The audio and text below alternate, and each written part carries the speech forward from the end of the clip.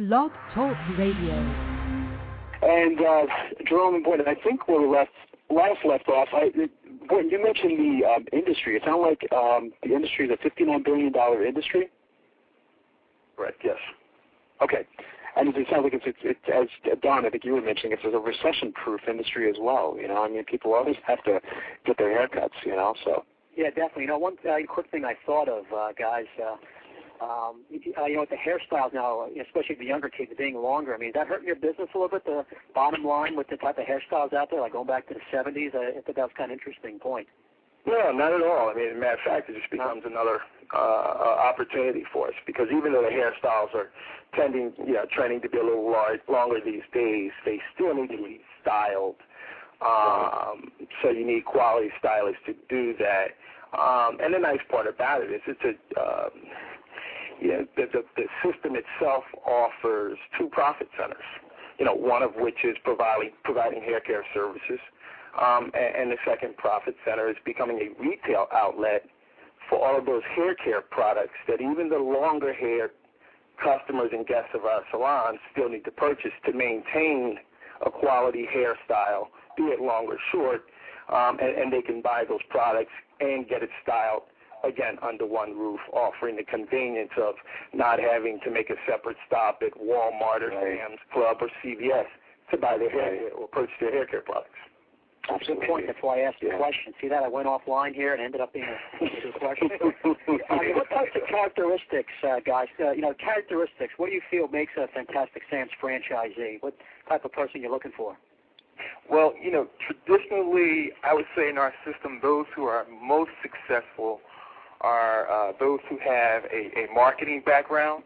Right. Because in building the business initially, you're going to have to do a lot of advertising and marketing. And if you have the rudimentary fundamentals of marketing and advertising, you'll go a long way in this business. In addition to that, you have to be personal, because there's a lot of contact with people, not only your stylists who are your employees, but the customers who are expecting a certain level of service, especially from a franchise hair salon. They're expecting a consistent level of service as well. And I would say that business owner has to have a good temperament, because in any service business, you're going to run into, some problems, some concerns, various scenarios in which your professionalism, your personal temperament will have to lead way and resolve in any situation or any scenario, whether it be with the external customer or the internal customer who may be your employee. Right, certainly. Right, good point. Yes, you got to be a people person, have a little bit of sales background, and right, service-oriented, strong business skills. That's interesting. Yeah. What's the training like, Jerome and Boyton, for new franchisees? What's that all about? Well, our training is pretty intense. I think the listeners should know a couple of good things about the Fantastic Sam's training program. For our salon owners, who are the franchise owners, they have to attend what we call Fantastic Sam's University, which is a week-long worth of training either in Boston, Massachusetts, or in California, depending on the time of the year. And in that training, they learn everything soup to nuts about our business, from how to price their products and services, how to deal with people, as I just mentioned, some of the techniques of dealing with people, how to promote their products and their services, in-salon promotions, out-of-salon promotions. They get to interact with other new franchise owners, which actually helps kind of build their confidence in the decision that they just made. So it covers a whole gambit of strategies and things they really need to know to be successful in their business. Right, soup to nuts. Yeah, absolutely. Is there a typical day, Jerome and Boyton, as far as like when you're a Fantastic Sam's franchisee? I imagine this might be a busier time of year, but what's a typical day like as a Fantastic Sam's franchisee? Sure, I can kind of speak to that, but if I can, I'll just kind of tag on to what Jerome was saying about the training, because I really do think this is crucial, because that's really just the front end of the training that we provide as a corporation to ensure that our franchisees, in fact, get out the gate quickly. and understand all the nuances from our business. But even on a month-over-month basis, on a regional level, we continue to provide training for all of the employees. We employ over 120 stylists in New Jersey alone, and we're constantly providing new hair care techniques, how to do color, how to do perms, how to provide high level of customer service. So all of that training is ongoing monthly at a local level by Jerome, myself, and our staff. Okay. And that's really vital. And in addition to that, we hold a monthly owners meeting, which is held the third Wednesday of every month from 10 to 12 at our office. And we sit down with all of our franchisees in a strategic, well-thought-out format, and we address all of the operational issues that they might face on a day-to-day basis being franchisees in our system. And that kind of local support gives them the assurances that they need that they can bounce those concerns off of the regional owners as well as other franchisee owners to ensure that they're getting the proper advice day-to-day, month-to-month on a local level. And we feel that that's a fantastic way to manage the success of our franchisees. Absolutely. Ongoing support is so key. Yeah, and it sounds like Boyton too. It's like they share, the owners share their best practices as well. Like a big brainstorming session. Absolutely. I mean, really, the whole purpose of investing in a franchise is sort of, being in business for yourself but not by yourself. I'm sure you've heard that term before, and that's really what we try and live by is, if one franchisee has had success in putting together a grassroots guerrilla marketing campaign, he is to bring it to the owners meeting, share it, talk about what worked and what didn't work so that the next guy in or gal, whatever it might be, doesn't have to recreate the wheel and build it over again. And that's really been the benefit and the strength of our success. That's interesting.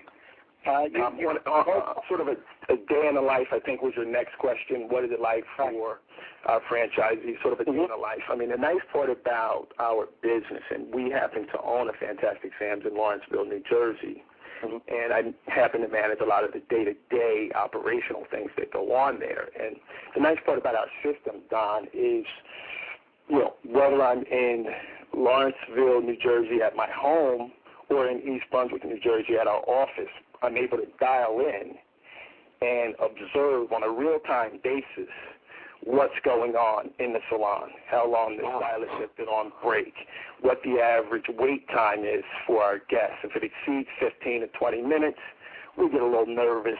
It's part of our system where we prefer that our guests do not have to come to our salons and wait more than 15 to 20 minutes before they are able to receive a quality hair care service.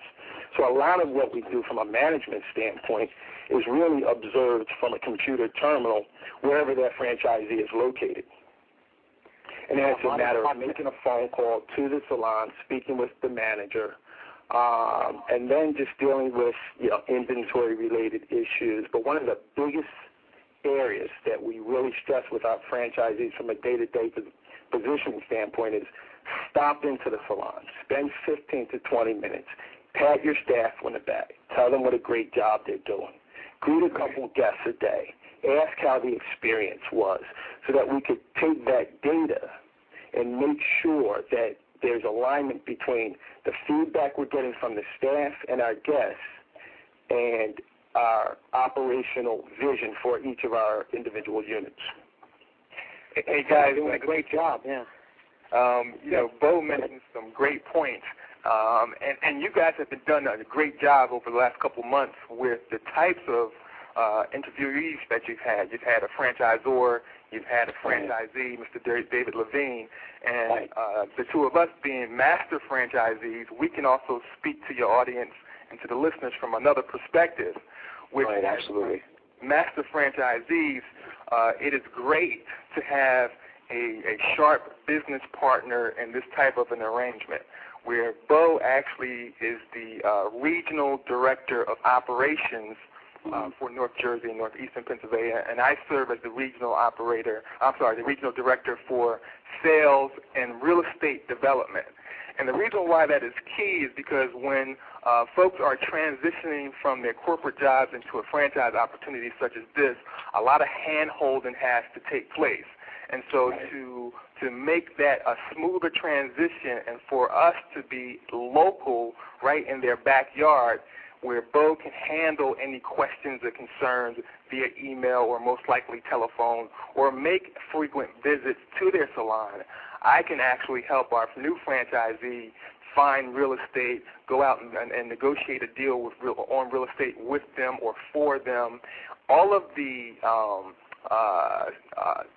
things that they need from a major corporation that may be in another state, they can experience that right here in New Jersey with us, from marketing, management, finding real estate, advertising campaigns, helping them with recruitment, retention. I mean, it's nothing for Bo to have sat in on a interview with a stylist who's being interviewed by a new salon owner who has no experience in hair care, so really didn't know what to ask a stylist, what type of questions to ask. So these are the types of things that a master franchisee can provide. Right, yeah. And I appreciate your comments about the show. That's what we're trying to do, interview different people in different segments of the franchise industry. Yeah, absolutely. So that's, a good point you brought up. And you're both being entrepreneurs. My next question is what advice would you give to aspiring entrepreneurs looking to buy a franchise? That's a question we like to ask everybody. Get your perspective on that type of question. I laugh at that one because it's a tough one. Because you have to be very, very candid with that individual. Because if they are what I would call a true entrepreneur / maverick, where they think they have all the answers, they're willing to be high risk takers and experiment with different techniques on their own, such as advertising techniques and their own marketing techniques, that they have already instituted in their own minds their own way that they think they're going to run a business, then that person probably is not suited for franchising. Because reinvent the wheel, just follow the system. Yeah. Exactly. The most successful people in any franchise know how to follow the system and then just think a little bit, a tidbit out of the box to institute their own creativity to take their own local business to another level. Right, that's good information and good points. Let me move on here. I think we have 30 seconds, Don, but I wanted Jerome to talk a little bit quickly about the different organizations for minorities that they can actually turn to get advice. Yeah, that's a good question, and in a short time frame, the best thing I could say is that the franchise industry as a whole has to do a better job of educating all minority groups of the opportunities that are out there for minorities. The franchise industry actually has to show a better face in terms of minority employees, franchisees, thereby attracting more minority customers into their franchise businesses. I could go on and on about that, but just in lieu of time, if anyone wants to contact me about those types of things, my number is 732-993-0034, and I can elaborate in more detail about that. Okay, good. I think, and I posted on the show page, too, actually, Jerome, as well this morning, so that's fantastic. And Jerome and Boyton, I want to wish you guys a very happy holiday, a very happy New Year. You guys are a pleasure to speak to. We're going to have you back on the show again. Thanks a lot, guys. Happy holidays. Thanks, guys. Thanks for giving us the time, and wish you and yours a happy holiday as well. Thanks, Jerome. Thanks, Boyton. You guys take care. We'll talk to you soon. Take care, guys. Thank you. Bye-bye. Don, great show. Really great show. Good show to finish out the year, Yeah, we needed, certainly a couple of guys, a lot of information. We could have used more time. Yeah, absolutely. We'd have to have it back. So, Don, I want to wish you a very happy holiday, my friend, a happy New Year. And, we'll be back in the beginning of January for, a bunch of more interviews. And the show's going fantastic. So I'm really excited with the way things have worked out, Yeah, doing a great job. You have a good holiday, Marty. We'll talk to you soon. And, thanks, Don. And remember, franchiseinterviews.com. That's right. Our show page. That's right. And everyone have a happy Merry Christmas, Happy Hanukkah, Happy New Year. And we'll see you guys in the beginning of the year. Take care. Take care. Bye, everybody.